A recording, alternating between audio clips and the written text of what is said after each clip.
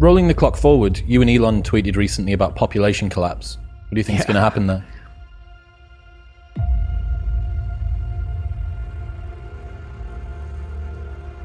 Oh, well, I've thought for at least 10 years that the biggest problem in 50 years will be that there's just not enough people.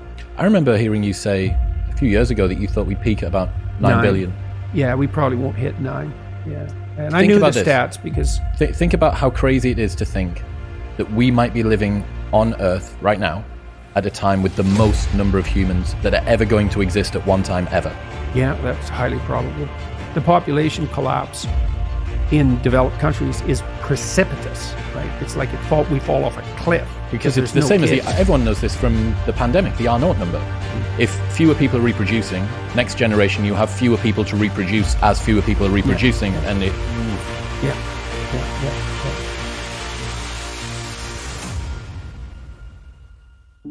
I worked on a UN committee, it's got to be 10 years ago now, to help draft the UN Secretary General's report on sustainable economic development. And so I looked at all sorts of things like that. I was very curious, for example, about, because people have been beating the overpopulation drum since, well, it really kicked in the 1960s, because there were dire predictions. By the year 2000, the Club of Rome came out and said, well, there'll be riots and mass starvation and mass movement of migrants and all the things you hear about climate change because there's too many people on the planet. And that just didn't happen at all. That was just that.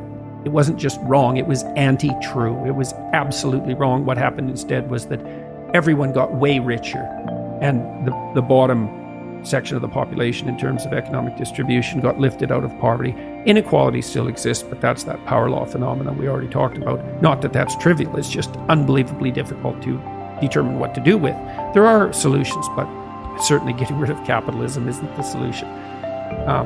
And so I looked at population trends and first of all found, not that this is an act of genius or anything, that as soon as you educate women, the size of family shrinks precipitously, like below replacement. And that's partly because women have other options. That's a huge We're seeing this play out. Oh, yes. I mean, all the countries in the West are way below replacement. Korea's way below replacement. South Korea, Japan, way below replacement. Yeah. And Musk, he's a far-looking man, and so he's looking around the apocalyptic corner, let's say. We're running out of people. And what that means, of course, is that you run out of young people, right? You don't run out of old people first, because everyone who is here now is going to be 30 years older in 30 years, and it'll be young people we don't have enough of. And of course, young people are the ones who do the innovation and are going to do most of the heavy lifting, etc. And so there's going to be a terrible shortage of young people. Well, you see this with some of the things that I posted, that ONS data, 50.1% of women childless by 30, and both men and women are replying to that tweet saying, well, good, there's too many people on the planet in any case. I know. I'm thinking how this NPC midwittery is so dangerous, because it makes people believe that they actually have something grounded backing up their claims. Yeah.